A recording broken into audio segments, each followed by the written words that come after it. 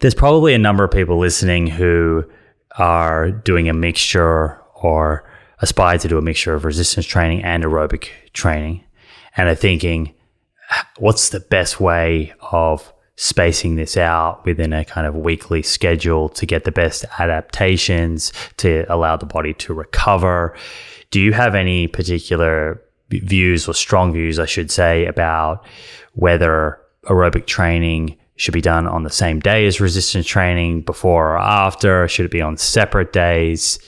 Or are we getting into the weeds and it really is, most important just to get it done? Yeah, that's a really great question. And that's the whole field of what's called concurrent training. So interesting, when I started my honors in 96, that was really common in the sport exercise science literature. So many people were investigating that. And then for about 15, 20 years, it just fell off the research landscape almost. Now it seems to be popular again, I think, particularly with team sport athletes where they run around a field. There's lots of aerobic and sprinting activity, but they still need to be strong and powerful with that aerobic base as well. So that's reignited that question.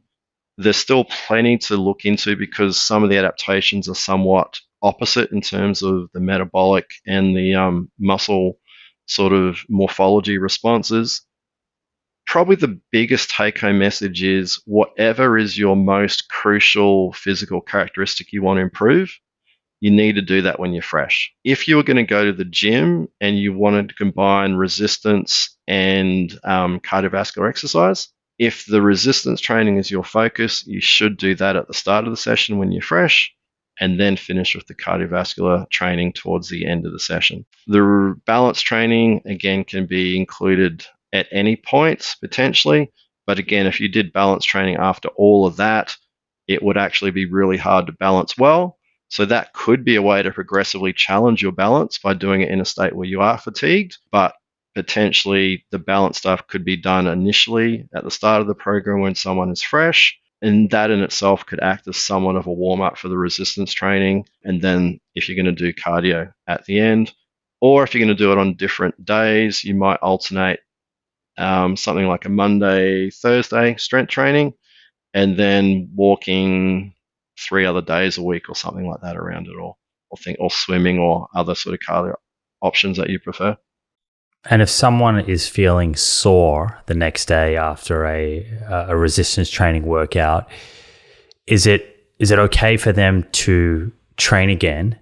And do you have any tips for speeding up recovery or ways that they can reduce muscle soreness? The best way to reduce delayed onset muscle soreness is to just get a few more sessions in under your belt of that stimulus.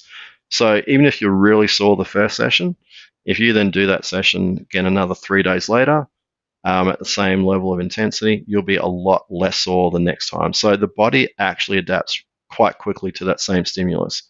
But beyond that, there's a whole host of different things suggested to improve recovery and performance. Personally, I've got into some cold water immersion late last year, listened to some good stuff there. I think might have even been on the proof as well. I think one of those presentations was on your podcast. Read a book. So that seems to have some good science behind it. Just jumping in my pool during the sort of end of winter on the Gold Coast felt cold enough. Most friends don't want to join me, almost no one. Nothing like the Scandinavians' midwinter morning swims though. In essence, yeah, if you're feeling a little bit stiff the next day, just getting out there moving. So again, going for a walk, a light swim, or just getting around the pool. Any of those things are often quite useful to just loosen up the body. But yeah, once your body gets used to a session, a type of exercise into a couple sessions, really that delayed onset muscle soreness can be quite mild if it occurs. And there's still no necessarily high correlation between that and actual gains in muscle response. There hasn't been any definitive evidence that you need to get DOMS regularly to actually get a improved muscle function. So what's the best indicator of doing a good job in your workout and working out at an intensity that will cause the body to adapt? Yeah, I think the big thing is as you become more experienced, you then start to have a better understanding that repetitions in reserve. So again, how close I am to that muscle failure temporarily occurring. So realistically, if most of your sets as you become experienced are in that sort of 2 to 3 reps in reserve, if you've had to concentrate on those exercises, perform them, particularly things like your lunges and so on. Even younger adults, we have to, I'm middle-aged now, you got to concentrate when you're performing a lunge to balance well and so on. Whereas if you're in a leg extension machine, how many 20-year-olds do you see on their phone or device when they're doing an exercise like that or whatever it is? So posting a selfie or something. So if you're concentrating, if you've got that sort of physical response, you've got the cheeks, you've got the sweat happening, which you don't always get in some gyms because the aircon's so cool. But ultimately, you feel you've got that sort of euphoria that you've achieved something in that session.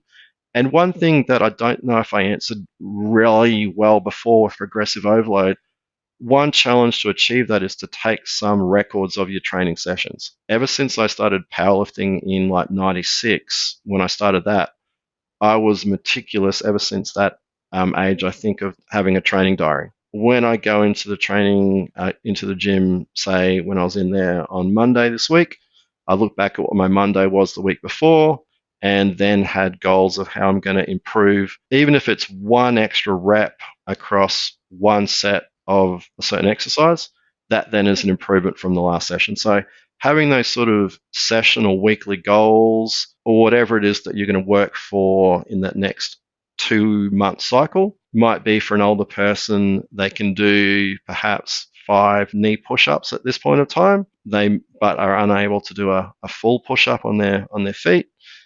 If they could increase their knee push-ups to 10 over that next 2 months, they then should be in a position where they could do like a full push-up. And again, for a 60-year-old person, perhaps to be able to demonstrate they can now do a full push-up on the floor, like that would have to be a really cool sort of demonstration that what they've been doing over these last number of months has actually made a huge difference to their function, because what percentage of 60-year-old individuals would be able to do a full push-up?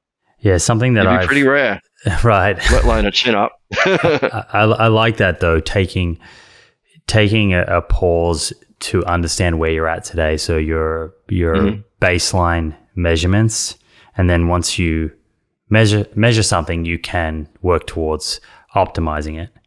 And a lot of the time, I get questions from people when they hear things like this, and I understand why. But they might think, why do we have to give so much time and attention to these sorts of things? If you look at regions of the world where people are living, really healthy, long lives, they're not going to the gym, they're not writing down their lifts and taking all these measurements.